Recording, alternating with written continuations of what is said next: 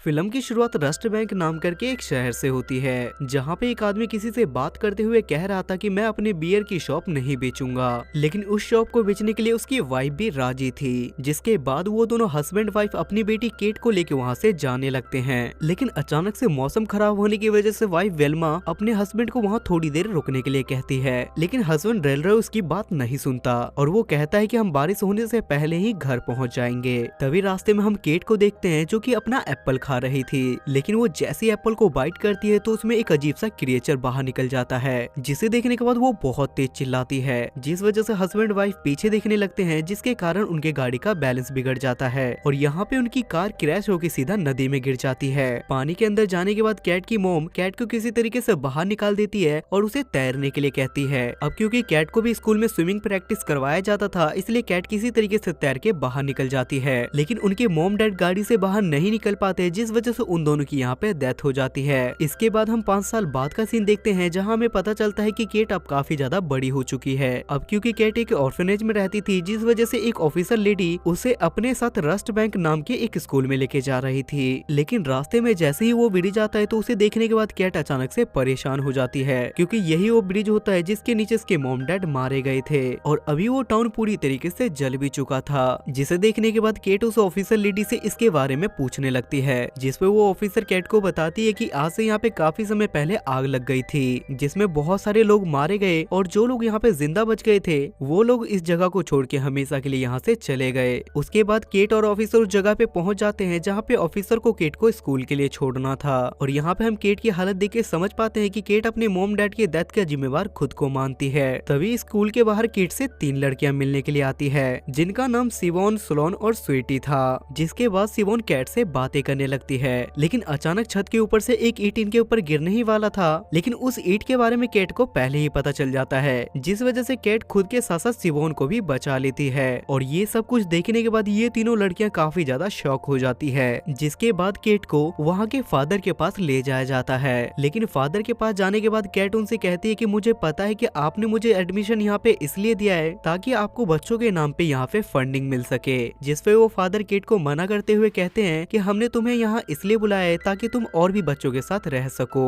इसके बाद केट को अपने कमरे में भेज दिया जाता है, जहाँ पहुँचने के बाद केट भी जल्दी से तैयार हो जाती है और वहाँ से निकलने के बाद वो एक ऑडियो प्लेयर लेके अपने क्लासरूम में जाके बैठ जाती है। वहाँ पहुँचने के बाद केट राहुल नाम के लड़के को देख लेती है और ये वही लड़का होता है जिसकी गलती की वजह से बाहर की साइड ईंट गिरी थी, जिसपे केट उससे जाके बोलती है कि तुमने आखिर ऐसा क्यों किया। जिसपे राहुल उसे कोई जवाब ना देते हुए कहता है कि क्या तुम मेरी दोस्त बनोगी, लेकिन इसके लिए केट उसे साफ मना कर देती है। तभी क्लासरूम के अंदर इनकी क्लास टीचर आती है, जो कि अपने साथ एक अजीब सा ऑक्टोपस लेके आई थी। जिसके बाद केट उसे देखने के लिए जैसे ही उसके पास जाती है तो उसे देखने के बाद वो अचानक से एक मॉन्स्टर जैसा बिहेवियर करने लगता है, जिस वजह से केट की टीचर उसे अपने साथ बाहर ले आती है और वो केट के हाथ पे देखती है तो उसके हाथ पे एक मॉन्स्टर बाइट का निशान बन गया था। जिसे देखने के बाद केट की टीचर उससे कहती है कि तुम इसके बारे में किसी को कुछ भी मत बताना, क्योंकि मैं तुम्हें बचाना चाहती हूँ। लेकिन ये सब कुछ केट को बिल्कुल बकवास लगता है। इसके बाद हम नर्क के 2 राक्षस वेंडन और वाइल्ड को देखते हैं, जिनके पास एक अंडा आके इन्हें बताता है कि मैंने तुम्हारी नर्क की रानी को ढूंढ लिया है और मैंने तुम्हारे पहचान के लिए उसके हाथ पे एक निशान भी बना दिया है और जल्दी से तुम उसे ढूंढ लो जो तुम्हारी लाइफ बेटर बना देगी। अगले सीन में हम फादर के साथ 2 लोगों को देखते हैं और उन दोनों को फादर बताता है कि हमारे पास एक खास तरह की लड़की आई है जिसके बदले हमें बहुत सारे पैसे मिलेंगे। लेकिन पैसे की बात सुनने के बाद वो दोनों मिलके फादर से झगड़ा करने लगते हैं और वो दोनों मिलके फादर को जान से मार देते हैं। उसके बाद अगले सीन में हम राहुल को पेंटिंग करते हुए देखते हैं और वहीं केट के सपने में भी उसको वेंडन और वाइल्ड दिखाई देते हैं और वो दोनों केट से सपने में कहते हैं कि हम दोनों को तुम अपनी दुनिया में बुला लो। जिसपे सपने में केट उनसे कहती है कि मैं तुम्हारे लिए ऐसा क्यों करूं, जिसपे ये दोनों कहते हैं कि हम बदले में तुम्हारे लिए कुछ भी कर सकते हैं। जिसे सुनने के बाद केट उनसे कहती है कि क्या तुम मेरे मरे हुए पेरेंट्स को जिंदा कर सकते हो, जिसपे वो दोनों भी केट से झूठ बोलते हुए कहते हैं कि हाँ, हम तुम्हारे पेरेंट्स को जिंदा कर देंगे। जिसके बाद वो दोनों केट से कहते हैं कि तुम्हें हमें अपनी दुनिया में बुलाने के लिए एक डॉल को लेके कब्रिस्तान में जाना होगा। जिस वजह से केट स्कूल के अंदर से एक डॉल को चुरा के कब्रिस्तान के लिए निकल जाती है। तभी वहाँ पे वेंडन और वाइल्ड देखते हैं कि उनकी गलती की वजह से एक कीड़ा वहाँ पे कुचल के मारा गया है, जिस वजह से वाइल्ड उसके ऊपर एक बूंद क्रीम गिरा देता है और क्रीम गिरते के साथ ही वो कीड़ा दोबारा से जिंदा हो जाता है। ये देखने के बाद वेंडन और वाइल्ड भी काफी ज्यादा एक्साइटेड हो जाते हैं, क्योंकि उन्हें भी इसके बारे में नहीं पता था।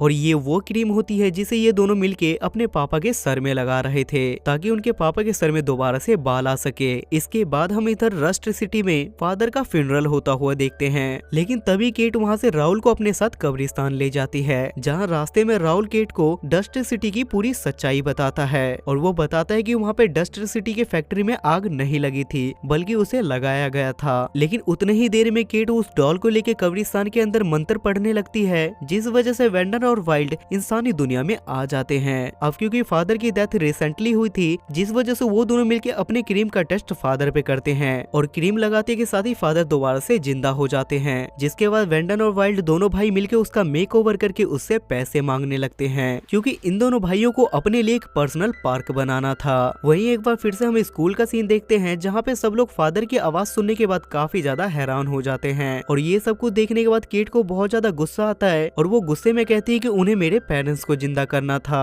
वहीं हम फादर को भी देख पाते हैं, जो कि उन्हीं लोगों के पास जाता है जिन्होंने इनको मारा था। और वहाँ पहुँचने के बाद फादर उन लोगों को इन मॉन्स्टर से मिलवाता है। और ये सब कुछ देखने के बाद वो लोग मॉन्स्टर से अपने मरे हुए काउंसलर को जिंदा करने के लिए कहते हैं। वहीं दूसरी तरफ हम राहुल को भी देख पाते हैं, जो कि छुपके से उस क्रीम को चुरा के केट के पेरेंट्स को जिंदा कर देता है। और जब मॉन्स्टर राहुल को देखते हैं तो वो दोनों मिलकर राहुल को पकड़ लेते हैं और एक जगह पे जाके उसे बंद कर देते हैं। उसके बाद केट भी अपने घर पे चली जाती है और वहाँ जाने के बाद वो अपने मॉम डैड से मिलके बहुत ज्यादा खुश होती है। और वो अपने मॉम डैड से कहती है कि आप दोनों की डेथ बस मेरी वजह से हुई है। लेकिन केट के मॉम डैड उसे समझाते हुए कहते हैं कि बेटा तुम्हारी वजह से हमारी मौत नहीं हुई है, बल्कि वो एक एक्सीडेंट था। और उसके मॉम डैड केट को ये भी बताते हैं कि राहुल को उन दोनों मॉन्स्टर ने पकड़ लिया है, जिस वजह से केट अकेले ही राहुल को बचाने के लिए जाती है। तभी रास्ते में केट को केट की टीचर मिलती है, जो उसे कहती है कि तुम्हें मेरे साथ चलना होगा। जिसके बाद वो टीचर केट को अपने साथ एक आदमी के पास ले जाती है और वो उसे बताती है कि मैं भी एक नर्क की रानी हूँ और अगर तुम्हें ये सब कुछ खत्म करना है तो तुम्हें मेरा साथ देना ही होगा। जिसके बाद वो आदमी टीचर के कहने पे इन दोनों के खून को मिक्स कर देता है। अगले ही सीन में हमें पता चलता है कि राहुल की मॉम एक जज है और वहाँ पे हमें एक और बात के बारे में पता चलता है कि उन्होंने ही फादर को मारा था और उन्होंने ही रस्ट बैंक सिटी के फैक्ट्री में आग लगाई थी। उसके बाद हम एक बार फिर से टीचर और केट को देखते हैं, जहाँ पे टीचर केट को बताती है कि ये सब कुछ तुम्हारा पास्ट है। और अपना पास्ट देखने के बाद केट को पता चलता है कि बचपन में उसने एक बच्चे को धक्का दे दिया था, जिस वजह से उस बच्चे की जान चली गई थी और केट को जेल हो गई थी। तभी वहाँ पे एक बार फिर से राहुल भागते हुए केट के पास आता है और वो केट को बताता है कि वेंडन और वाइल्ड दोनों मिलकर तुम्हारे पेरेंट्स को दोबारा से दफना रहे हैं। तभी अचानक से वहाँ पे एक बड़ा सा मॉन्स्टर आ जाता है, जो कि नर्क के दरवाजे से वेंडन और वाइल्ड को पकड़ने के लिए आया था, क्योंकि वेंडन और वाइल्ड उसे बिना बताए नर्क से चले आए थे, जिसे देखने की वजह से उसे बहुत ज्यादा गुस्सा आया था। तब वो बड़ा सा मॉन्स्टर राहुल की पेंटिंग देख लेता है, जिसे देखने के बाद वो काफी ज्यादा इमोशनल हो जाता है, जिस वजह से वो सभी लोगों से बताता है कि यहाँ पे मेरे बच्चे पहले भी आए थे, लेकिन जो भी यहाँ पे आया वो दोबारा यहाँ से लौट के नहीं गया। तभी वहाँ पे मेंसवर्ग नाम का एक आदमी आता है, जो उस बड़े से मॉन्स्टर को उसके सारे बच्चे दिखाता है, जो उससे कहता है कि अगर तुम मेरे सारे दोस्तों को छोड़ दो